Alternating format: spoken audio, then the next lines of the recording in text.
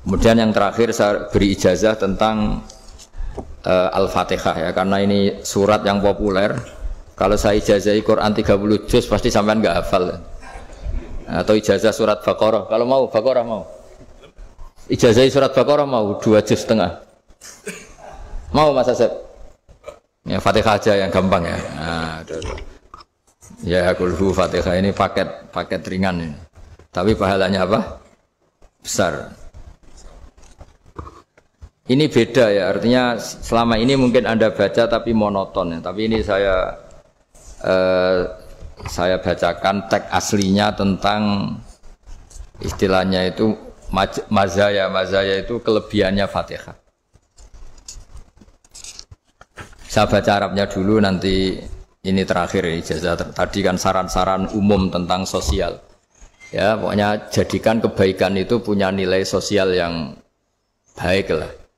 Jadi nanti orang yang nggak amanah nggak laku, ya calon bupati, gubernur, presiden yang nggak amanah juga nggak laku. Begitu juga kiai yang tidak amanah juga nggak laku, suami yang nggak amanah juga nggak laku, istri yang nggak amanah juga.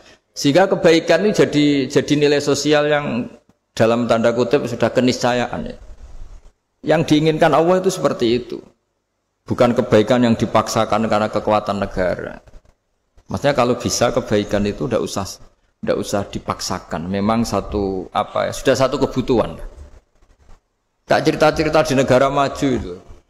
Bahkan apapun jatuh itu nggak ada yang ngambil apa itu. Makanya gambarannya Mekah Medina kan gitu kan. Barang jatuh nggak ada yang berani apa ngambil. Itu saking sudah jadi sistem. Sehingga banyak negara di Eropa itu yang sampai nggak punya tentara, nggak punya polisi karena kebaikan sudah. Nah kita kan masih capek, polisinya aja capek apalagi masyarakatnya, karena ya kebaikan itu belum jadi nilai apa bersama. Nah, kita selain ditopang negara, ada polisi, ada tentara, itu kita usahakan kebaikan itu jadi nilai apa bersama. Tadi wa'tamiru bainakum bima'ruf. Dan kita punya reputasi yang bagus dalam bab ini. Saya masih ingat kecil saya itu yang jilbaban hanya keluarga kiai. Sekarang rata-rata masyarakat itu jilbaban. Dulu yang sekolah SMP, SMA itu jilbaban kadang dulu malah dilarang ya, harus sama seperti itu seragamnya. Sekarang sudah boleh. Dan nyaman. Lama-lama yang dapat simpatik ya yang pakai pakaian model tertutup seperti itu. Lama-lama gampangane cara wong golek mantu ya golek yang seperti itu daripada yang blodor. Lama-lama jadi nilai bersama. Ya ingin saya seperti itulah. Di terminal juga sama.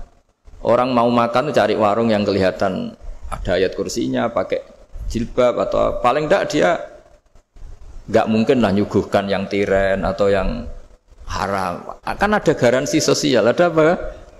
Ada garansi apa? Sosial dengan penampilan yang soleh itu kan, masa iya nyuguhkan oplosan babi itu misalnya itu. Jadi nilai sosial itu harus, ya tadi harus benar-benar jadi nilai. Sehingga negara biar nggak capek-capek itu.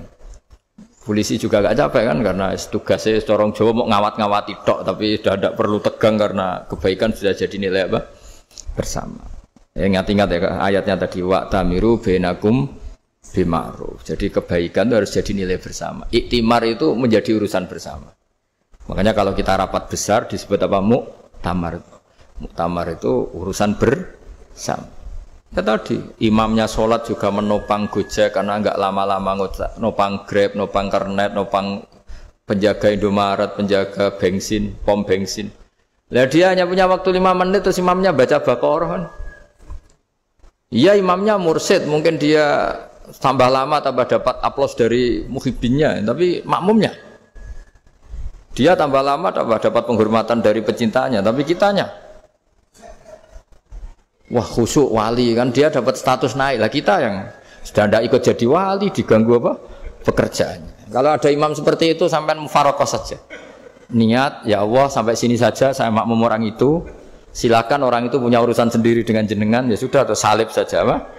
Nah, itu boleh kalau dalam fikih namanya apa mufarokoh. Mufarokoh itu niat, tapi kamu jangan langsung selonong mufarokoh, niat dulu pamit sama Allah bahwa sekarang mau mufarokoh. Tapi ya jadi sholat yang aneh kan, imamnya masih rukuk, kamu terus sujud, terus apa-apa selesai ya. Mungkin dalam pandangan itu orang lain ini maksudnya makmum gimana ini kok begini. Tapi sudahlah Allah Maha tahu. Insya Allah dimaklumi. Ya saya baca tentang Fatihah ya, karena sampean pasti sering baca Fatihah. Supaya apa? Sekaligus jadi jimat lah gitu. Jadi kalau kamu sering di jalan-jalan yang mungkin sepi atau mungkin kan tidak semua teman Grab itu nasibnya bagus yang di Semarang Jogja. Mungkin yang di Kalimantan di Papua kan ada yang 10 kilo gak ketemu rumah, ya kan? Ya lihat di TV-TV itu kan kasihan kan. Sudah 10 kilo gak ketemu rumah. Penumpangnya kewekar preman tuh kan, ini makan orang enggak kan gitu. Kan ujiannya dua. Kalau penumpangnya cantik itu ya kecoba syahwat, kalau preman takut. Jadi orang itu selalu ujian itu. Sing sedengan itu kan jarang orang itu. Jadi kalau penumpangnya perempuan cantik ujiannya itu syahwat, kalau preman ujiannya ketakutan. Kalau orang yang lemah bawa uang ujiannya kamu ingin garong. Jadi hidup itu memang semuanya ujian. Liyabluwakum ayyukum ahsanu amala. Makanya saya sering ditanya oleh teman-teman, Gus, nah ujiannya kenal wong wedok elek piye sama, kenal wong ayu ujiannya syahwat, kenal wong elek ujiannya ngenyek, itu sama-sama dosa. Syahwat ya dosa, ngenyek juga dosa. Wah elek keriting untune metu ya dosa ngomong gitu. Kadang-kadang orang berpikir enak kancanan wong elek gak dosa, kata siapa kancanan wong elek itu ya dosa, karena bawaannya ngenyek. Ngenyek itu menyepelekan itu. Makanya saya itu ya nggak mau berteman sampean. Nanti kan bawaannya ngenyek atau seneng ya tidak tahu. Ya sudah ada takdir saja kalau ketemu ya tak ulang ngaji gitu. Tapi ini ngaji terakhir, setelah ini ngaji biasa aja, tidak usah resmi gini. Ngaji kok resmi aneh. Pokoknya nanti suatu saat kalau pandemi sudah berlalu saya akan ngaji Rebone. Ini ngaji. Ini ngaji yang kurang bagus karena ngatur kiai kurang berkah ini. Nanti tapi ya lumayan lah masih mau ngaji. Ngaji kok tanggal ini jam ini. Sekarang suatu saat kamu tak panggil, Mas Wahyu datang ke sini jam ini, tidak mesti bisa. Mungkin pas ada acara apa, maaf ke sini pas ngecek, pas apa. Jadi ya sudah tapi tak maafkan, enggak apa-apa. Takdir, ya. Tak bacakan supaya sampean tahu keramatnya Bismillah. Nah sebelum saya bacakan Bismillah Fatihah, tak beritahu tentang ilmu tafsirnya, karena ini penting sekali. Fatihah itu dawuhnya Allah, tentu itu dawuhnya Allah. Saya ulang lagi, itu kalam Allah. Tapi yang sudah diberikan kesampaian ke kita semua. Sehingga seakan-akan itu menjadi dawuhnya kita ke Allah. Jangan salah loh ya. Fatihah itu dawuh Allah, tapi sudah diberikan ke kita. Sehingga posisi kita itu yang punya itu. Nah kenapa ini perlu dijelaskan? Karena nanti ada kalimat iyyaka na'budu wa iyyaka nasta'in. Kalau itu masih kalam Allah, berarti Allah ngomong ke kamu, ngendikan ke kamu, kepadamu aku menyembah. Masa Allah menyembah kamu? Nah, sehingga ilmu tafsir itu menyelesaikan itu dulu ya. Saya ulang lagi ya, sebelum sampean sering baca Fatihah, aku yakin ya sering baca. Tapi barokahnya tidak paham itu tidak pernah janggal. Enggak paham itu ya penting supaya tidak iskal, tidak janggal. Sebetulnya di kalimat itu ada yang janggal. Kalau Fatihah itu kalimatnya Allah atau kalam Allah, bagaimana dengan kata-kata iyyaka na'budu? Masa Allah ngendikan ke kita, kepadamu kami menyembah. Masa Allah menyembah kita? Maka penyelesaiannya secara ilmu tafsir gimana? Semua ulama mengatakan, bukan satu dua, semuanya mengatakan di Fatihah itu semuanya diberi kawalan kalimat. Saya ulang lagi ya, di Fatihah itu semuanya diberi awalan kalimat qulu, katakan wahai hambaku begini. Ya, katakan wahai hambaku begini. Nah, begini ini pelajaran dari Allah yang sudah diberikan ke kita. Terus kita mengatakan bismillahirrahmanirrahim, alhamdulillahirabbil, termasuk kita mengatakan iyyaka na'budu wa iyyaka nasta'in. Jangan bayangkan Allah ngendikan ke kita. Kalau Allah ngendikan kita berarti gini, hei wahyu ihdinas siratal mustaqim, tunjukkan saya jalan yang benar. Nah nanti kamu terus, ya Allah Anda aja minta tolong saya minta tolong siapa kan, jadi panjang kan. Ya saya ulang lagi ya, jadi itu di ulumul Quran diterangkan gimana sebelum baca Fatihah ya. Fatihah itu kalamullah, ngendikane Allah, tapi yang sudah diajarkan ke kita dan sudah milik kita, sehingga kalimat itu menjadi milik kita. Tapi ya kalamullah, tetap kalamullah, tapi sudah menjadi milik kita. Udah paham ya? Ya pinter namanya. Ya, karena kalau tanpa penjelasan seperti ini Anda akan iskal. Bagaimana Allah iskal itu janggal, bagaimana Allah mengatakan iya anak budu. Kan jadi aneh kan? Ya, jadi tak jelaskan secara ilmiah ya. Jadi kata ulama-ulama tafsir, ayat-ayat Quran seperti ini sebetulnya dimulai dari kulu apa? Meskipun enggak dilafatkan.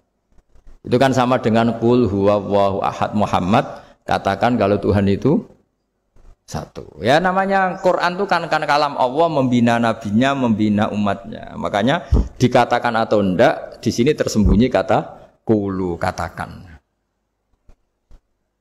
Ya. Jadi ya ibarat apa itu?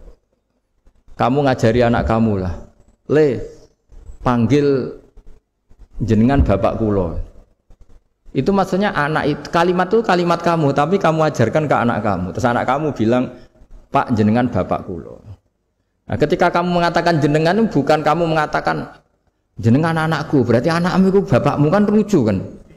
Anak kamu ajari jenengan bapak kulo. Kamu engkau bapak saya. Terus anak kamu mengulang jenengan atau kamu bapak saya. Berarti itu kalimat yang kamu ajarkan, tapi sekarang sudah milik anak kamu. Kalau itu kalimat kamu kan lucu, masa anak kamu bilang bapak. Nah itu seperti itu. Jadi ulama memberi solusi atau jawaban iyyaka na'budu wa iya, itu sebelumnya ada kata-kata qulu, katakan wahai hambaku, hubungan kamu dengan saya adalah katakan iyyaka na'budu wa iyyaka nasta'in. Terus hubungan kamu dengan saya katakan juga dalam doamu ihdinas siratal mustaqim. Jelas ya, jadi itu kalam Allah yang sudah milik kita karena diajarkan Allah untuk kita. Dong ya? Ya dong, gak jelas gak. Tapi bagus gak jelas tuh bagus. Kalau kamu jelas gak jadi dikrep, jadi gubernur.